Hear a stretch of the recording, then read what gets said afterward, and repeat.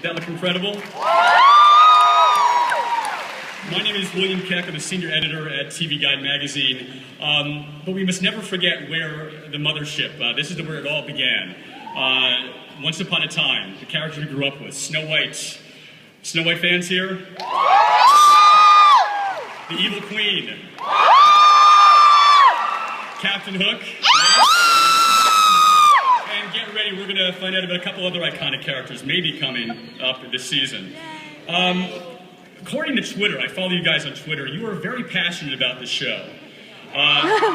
You care a lot about these guys. You care about their happiness, you care about their safety, and most importantly, you care about who they're going to fall in love with. So, that being said, where are the Rumpel fans out there? The Captain Swan fans? And you've got to ask about those evil Regals. And we'll get to the rest of you, I promise. So without further ado, let's bring out the Storybrooke gang. First two gentlemen, it's been minutes since you've seen them. The incredible Eddie Kitsis and Adam Horowitz.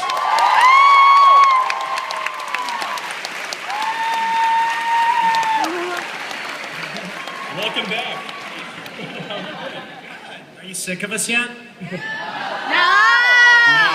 Where am I now? She's the heart of Storybrooke. She's Snow White, Mary Margaret, Ginny Goodwin.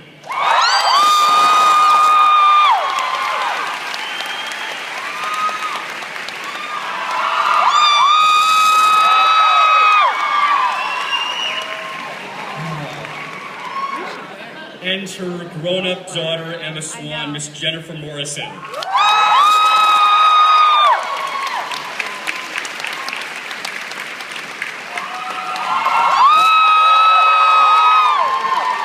Well, this woman kills at will, but we can't stop loving her. She's the evil queen, Regina Miss Alana.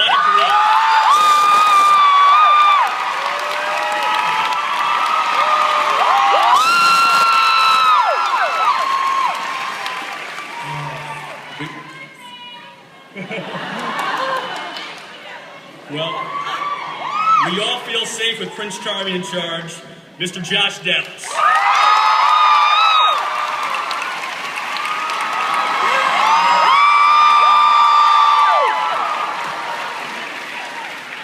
Well, let's all give a big hello, dearie. In his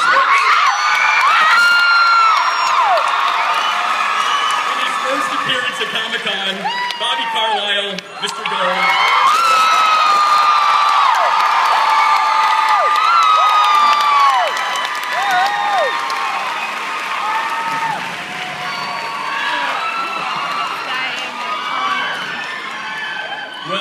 She's been left behind in Storybrooke, but not in our hearts. Maybe the mayor of Storybrooke, who knows? She's Belle, Miss Emily DeRavin.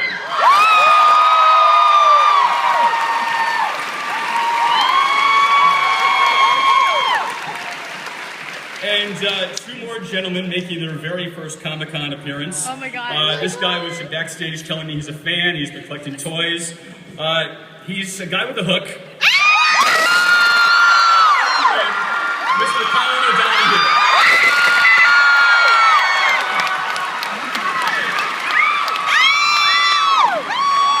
And last but not least, I was so sure this guy was dead.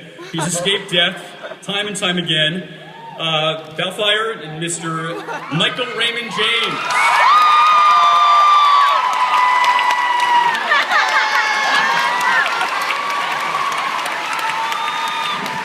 Nice hat. Well played, sir. Michael and Josh, I think you have a story to tell us to start things out here. Oh. Well, we made a gentleman bet. I lost a bet. You lost a bet? And this is, he made up the rules, that's all I'm saying. Well, I'd like to ask the cast who's been on the Jolly Roger all summer, what's it been like on that ship? What trouble have you been getting into on your way to Neverland? It's been wet. The world is still rocking. It's been bruise-inducing. I think it's been great. Is everyone getting along well on this journey? Lana? What's that? Are you getting along well on this journey to Neverland on the boats? It's been a lot of fun. It's been a bit rocky, but it's been fun. Of course, those are the actors, not the characters. Well, Eddie, Adam, there's a new format this season. 11. Tell us about what we're going to expect in the fall and the spring. Yeah, we're in the fall running basically 11 episodes in a row uninterrupted, and then the same for the spring. So we will no longer air one episode every 7 months. And not know when the show is on. We're doing 11 and 11. Well, all of you guys have very complex backstories, but some of you, I would say, more than others. Josh, I was hoping you could go back in your memory and try to recount the tale of the twins. What has been their journey? What, both of them together? What you can remember about where they've been. Well, of course, they were separated. They were separated when they were very young. And, they grew up very differently. They had, different parents, different circumstances, which made them very different people. And of course, one of them he's no longer with us, but yes. We can always go back and see him, I'm assuming. And Charming is on his own journey now, and he is, growing and going forward. Don't tell him about the triplet. Yeah. And Michael, you're the other one I wanted to kind of recount your character's history because it's been very, very complicated. Can I have Josh answer for me? Do it as Michael. Come on, Michael, tell him about the last 300 years. Well, yeah. There's a lot to. How much time do we have? Yeah, he's had a rough go, but it's getting better. Getting better. Well, Ginny, it was a very violent year for Snow White. She had a lot of loss in her life. We saw the death of her mother. We saw the death of Mrs. Padmore from Downton Abbey. We love her. How is she still keeping the sunny side up? Well, I think that what we learned last season is that she doesn't always. And that, I guess what goes up must come down. And so Snow White has always been sort of at one extreme end of a pendulum swing, and she went very, very far in the other direction. And so now it's a matter of finding again who she is.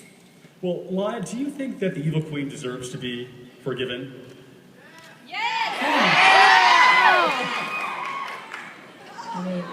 I really don't think she's that bad. Well, Bobby... We all have our faults. What's that? I said we all have our faults. We all have our faults. Bobby and Lana, could you kind of recount, could you remember all the people you've killed, as many as you can? In character. There was that whole town. How many were living there again? I remember a snail. 3,000 snails. In the hundreds, 500 possible. What was your possibly favorite, thousands. your favorite kill? My favorite kill is coming up in season 3.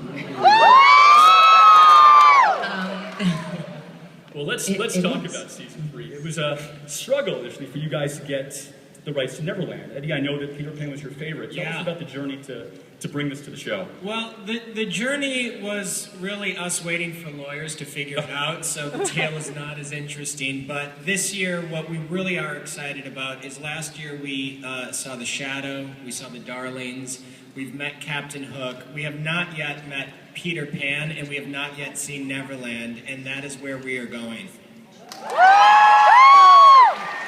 Adam, are we to believe that Peter Pan is evil? Peter Pan is, he's got a complicated motivation that maybe, it's a little different than you've seen. He might be frightening to some people. Well, there's somebody on this panel, missing. Little Henry's been kidnapped, yes? Yes. Yeah, that's why What? That's why he couldn't be here. Has anybody seen Jared kill him. Gilmore? Save Henry. Save Henry, people. Save him. Well, the gang, you've been filming now for 2 weeks. Can you give us a sense of the look of Neverland? The iconic, is there a Skull Rock? Is there a Mermaid Grotto? What are some of the places that you're going to take us to? We don't know what we can Eddie, say. Adam. That's yes, you guys. Look at your smile. They only know the first script. We will be seeing a lot of Neverland, and there will be different areas, and some, of course, will be those that you remember from the book, and of course we'll always have our own spin on it, but it is a fantastical island, and if we remember, it is the place where imagination comes from. So it is a place where anything can happen. And word is that we're going to be meeting Tinkerbell soon. Awfully disappointed if we went to Neverland, but the truth is you all have to believe to see her. Yeah. Adam, what kind of sprite is Tinkerbell going to be? Who is this creature you're conceiving? Again, it's taking the icon and putting our spin on it, and how we introduce her and who she is hopefully going to be surprising, because we're going to find she has a surprising connection to someone at this table. Ooh. Well, the obvious choice, I guess, would probably be Colin. I said surprising. Yeah, we know she knows Colin. He spent all that time there. The question is, who else does she Who else? Okay. Well, Colin, you've been kind of a huge addition to the show this past year. They instantly adore you. Tell us about how you found your Captain Hook. Is there any of Johnny Depp's Jack Sparrow in that?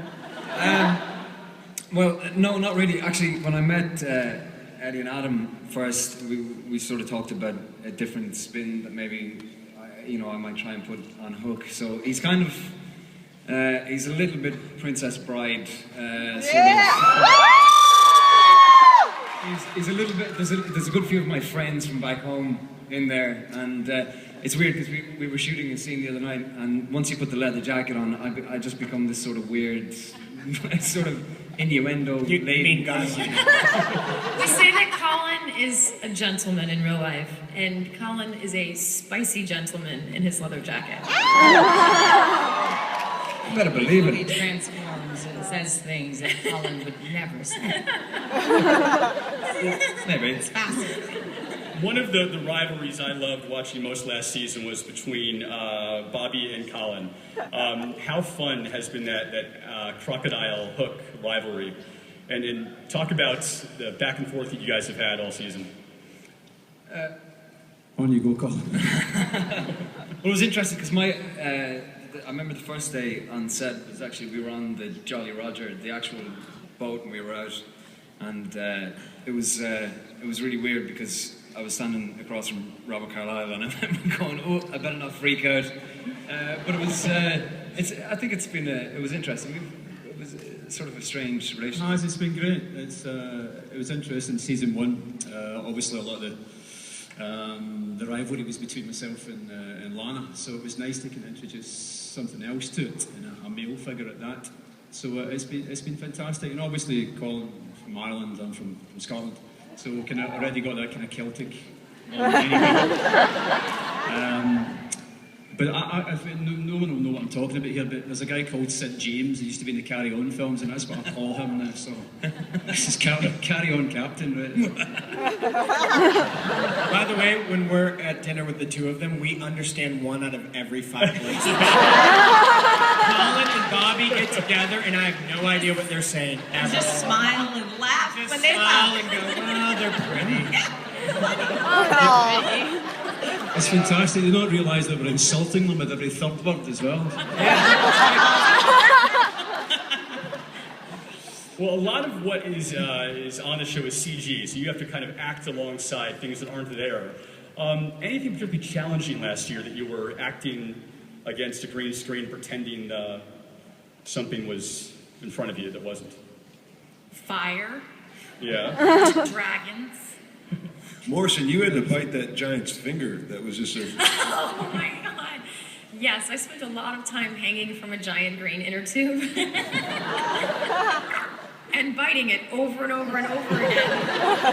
And I went into the makeup trailer and I was like, I think I have chocolate on my lip. I don't remember eating chocolate. We were trying to get up. I had bruised my lip from biting the inner tube over and over and over. So that was an interesting green inner tube experience.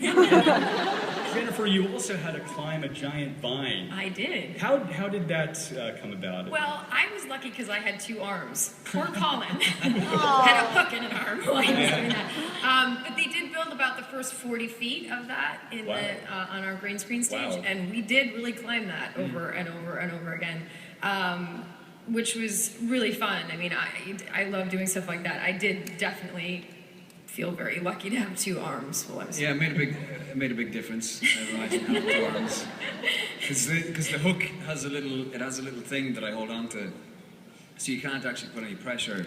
You can't pull on it. So literally, I had to go one-handed and then pretend that I was using the other one and just go one-handed up. So it was difficult, you know. Yeah. And Jennifer, talk about working with Jorge Garcia as the Giant. Oh, I love Jorge. I mean, my God. What an incredible actor and what a lovely human being. I was so happy that it was him playing that role. You know, Emma always connects to people who feel like they're on the outside or they don't feel included. And so that was a really fun character for Emma to develop a friendship with. And Jorge is just lovely to have around no matter what. He's someone that, you know, he's such a wonderful part of the cast. And when he returned sort of in human size in the bean fields, it was just a really nice moment for Emma to sort of reconnect with what felt like an old friend, you know, even though they had gone through so much. So he's great. Love him. You think we'll see more of him, Eddie Adam, this season? You know, we love Jorge. You know, we rode for him for 6 years on Lost, and you know, we always knew we wanted to make a giant into a dwarf. So, but we would love to see him this year. We'll see if his schedule allows. But you know, right now we're in Neverland, and the people, you know, we're going to see the people, you know, on the stage right now for a while. Well, the show is obviously very expensive to film, and I know you rely on sponsorship. We do, unfortunately, as always, these panel water bottles, these panels. Comes at a cost. Yeah, so if you don't mind, Bear with and us. you should be used to it watching the show, we need another, just a little moment for a commercial break. So please, pardon us. Dim the lights.